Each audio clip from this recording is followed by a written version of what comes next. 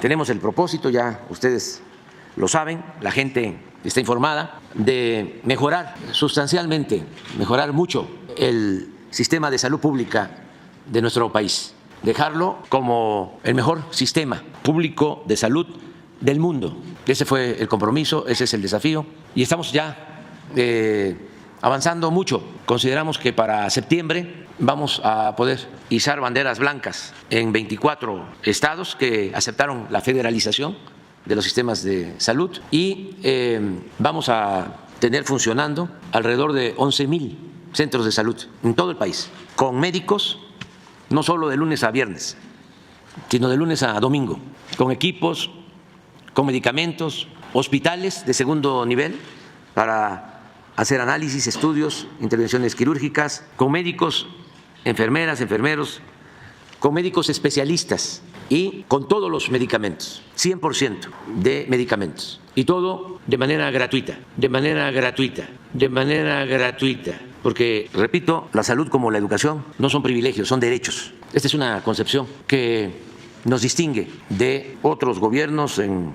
nuestro país, sobre todo durante el periodo neoliberal, que se apostó a privatizar la educación y a privatizar la salud, y también que nos distingue con lo que sucede en otros países del mundo, en donde la educación es privada, la atención médica lo mismo. Nosotros queremos hacer valer el estado de bienestar, que el mexicano tenga seguridad social desde que nace hasta que muere, desde la cuna hasta la tumba. Y ese es el propósito en lo educativo, en la salud, en las pensiones para los adultos mayores. Hacia allá vamos. Ese es el ideal que queremos convertir en realidad. Y vamos caminando hacia ese bello ideal, esa bella utopía que tiene que ver con el humanismo. Uno de los daños causados, entre tantos otros, del modelo neoliberal o neoporfirista, ya sé que esto no les gusta a los conservadores, pero lo tengo que decir, te ofrezco disculpa. Ellos tienen otra información, tienen otros datos y han sido desinformados, los han hecho vivir en una burbuja, porque creyeron todas las mentiras difundidas por los que se sentían dueños de México y que se dedicaban a saquear al país. Y esos oligarcas pues tienen sus mecanismos de control y de manipulación. Y muchos, de buena fe, se creyeron todo lo que les transmitieron de manera tendenciosa. Entonces, no les gusta, pero fue un desastre el modelo neoliberal. Y fíjense, el papel de la manipulación. ¿Qué fue lo que trataron de sembrar en la mente de los mexicanos? Lo opuesto, de que la tragedia de México, de que la crisis de México es la de ahora. Nunca había estado tan mal el país como ahora. ¡Qué terrible! Y muchos se lo creyeron, pero además, aun cuando la realidad es otra, ha sido mucho el bombardeo de mentiras. ¿Qué sucedió en la época neoliberal? Lo repito y lo repito, pero no lo creen. Les entra por aquí, les sale por acá. Fue el periodo de más saqueo a México en toda su historia y se puede probar técnica, científicamente. Pero no solo eso, querían destruir todo lo público y desde luego privatizarlo todo, con la idea de privatizar las ganancias y socializar las pérdidas. ¿Qué fue el Fobaproa? Convertir las deudas de unos cuantos en deuda pública. Bueno, en el caso de salud, ¿qué daño causaron con los rechazos? Ya se les olvidó de que presentaban examen para ingresar a las escuelas de medicina y rechazaban a los jóvenes con la mentira de que no pasaban el examen de admisión, cuando no era cierto. No era que no pasaran el examen de admisión, es que no había cupo, no había espacio, no había presupuesto, porque estaban promoviendo el que estudiara solo el que tenía para pagar colegiatura. Siempre lo he dicho, no estoy en contra de la educación privada. El que tiene para pagar colegiatura en una escuela privada, está en su derecho, pero el Estado está obligado a garantizar la educación pública, gratuita, de calidad en todos los niveles escolares. ¿Desde cuándo empieza esta política privatizadora?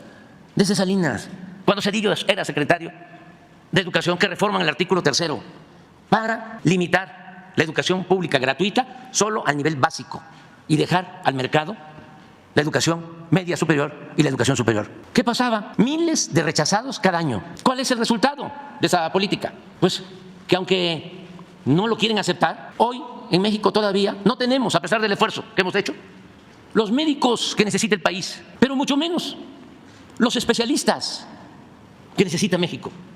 Fíjense el daño que causaron. ¿Cómo es que vamos a poder tener todos los especialistas en los hospitales para garantizar el derecho a la salud? Bueno, aumentamos al doble las becas de especialistas. ¿Saben que cuando tomamos esa decisión, y aquí está el doctor Alcocer, decir vamos a abrir más, vamos a incrementar al doble las becas para que se puedan especializar más médicos? Recibimos cartas de protesta de asociaciones de médicos especialistas y me consta, desde que entramos al gobierno, no voy a olvidar, lo primero que hicimos, porque esto lo teníamos pensado desde el inicio, pero llegó la pandemia y tuvimos que actuar en emergencia. Pero recuerdo muy bien que recorrimos en el 2019 80 hospitales del IMSS Bienestar. Estuvimos, y recuerdo que estuvimos en 3 hospitales del IMSS Bienestar de Yucatán, y en ninguno de los 3 había pediatra. Y así, en general, hemos ahora ampliado las becas, tenemos más especialistas, más estímulos. Se abrió la posibilidad de que si un especialista del seguro ya estaba jubilado, pero todavía estaba en condiciones de seguir atendiendo pacientes, que se les contrataba sin quitarles su pensión. Y también queremos agradecer, que esto tampoco les gusta nada a nuestros adversarios, pero esto es un asunto que tiene que ver con la salud de nuestro pueblo y es un derecho humano, no es un asunto ideológico. Contratamos médicos especialistas en Cuba. Tenemos firmado un convenio con el gobierno de Cuba. Y quiero aprovechar para agradecerle mucho al pueblo hermano de Cuba, a su gobierno, por el apoyo que ha significado el que nos estén ayudando con estos médicos especialistas que están en la Sierra de Nayarit, en Campeche, que están en Colima, que están en todos lados. También estamos terminando de resolver todo lo que es el abasto de medicamentos y la distribución de medicamentos. ¿Saben que habían hospitales como en el Estado de México, donde la farmacia del hospital estaba privatizada y habían contratos con empresas, ni siquiera laboratorios o médicos especialistas o empresarios vinculados a la salud? No, traficantes de influencia, políticos corruptos, vinculados con medios de manipulación. Es importante que se conozca todo esto y que ojalá, lo digo de manera sincera, nuestros adversarios, no estoy hablando de los dirigentes, porque ellos tienen un propósito muy definido. A ellos lo que los mueve es el dinero y lo que no quieren es dejar de acrecentar sus privilegios. Pero sí hay mucha gente de clase media que ha sido muy manipulada, que me gustaría llamarlos sinceramente a la reflexión, a no dejarse engañar y también a que no abandonen el principio filosófico humanista del amor al prójimo, que no alberguen odio, que hay que tenerle respeto y mucho amor a nuestros semejantes. Siempre hablo de que una cosa es la educación y otra cosa es la cultura. No precisamente el más educado es el más culto. En momentos como este, en el caso de nuestro país y en el mundo, es importante la reflexión, la autocrítica, no caer en la autocomplacencia. Es de sabios cambiar de opinión y cuando menos respetarnos. La independencia fue violencia. Imagínense cómo eran los conservadores en ese entonces, que no le perdonaron a Hidalgo que haya proclamado la abolición de la esclavitud y que no solo lo asesinan, le cortan la cabeza y la exhiben 10 años en la plaza principal de Guanajuato como escarmiento. Y en la época de la Reforma, el que fueran a buscar a un príncipe extranjero para gobernar México, y en la Revolución lo que significó el martirio, el asesinato de los Madero y odio, porque suele pasar que cuando el que lucha por la libertad, por la justicia, por la democracia, pertenece a la misma clase dominante, es mayor el odio, o sea, se sienten traicionados.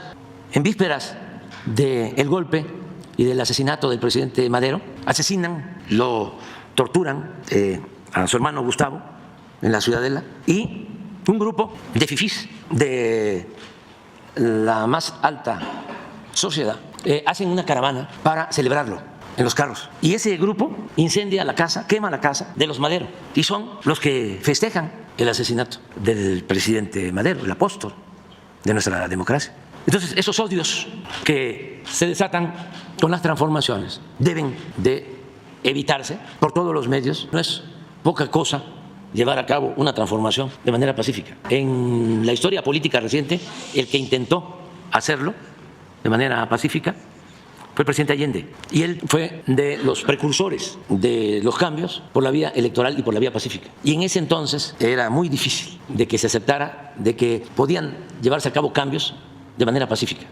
Por eso fue una canallada lo que le hicieron, porque buscaba la transformación de manera pacífica. Él dejó ese ejemplo. Y nosotros tenemos que seguir fortaleciendo nuestra democracia, que se está consolidando, y siempre apostar a la vía pacífica y legal, y nada de violencia.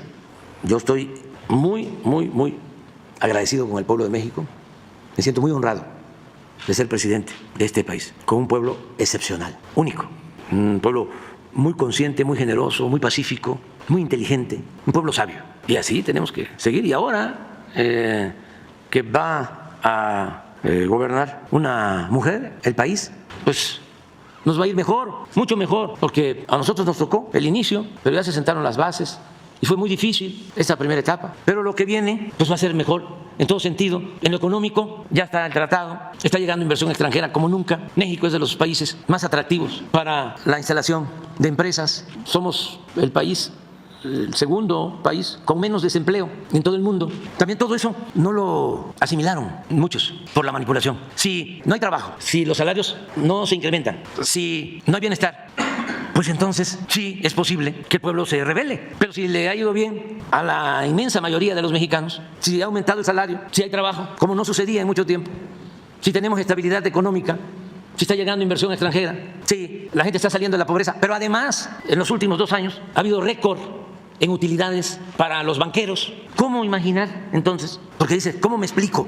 esto? Dicen algunos, todavía no alcanzo a comprender. Pues lo que tienes que pensar, con todo respeto, es que te jugaron el dedo en la boca y ahora ya no lo permitas.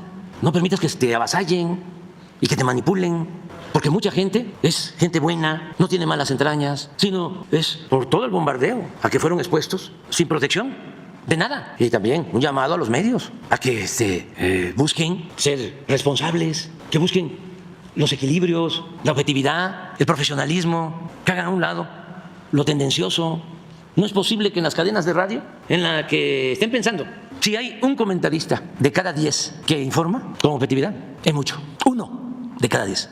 9 están dedicados a manipular. En la televisión, lo mismo. Vas a ver los encuentros de análisis, de reflexión. Ahí ponen a alguien, pero todos los demás en contra.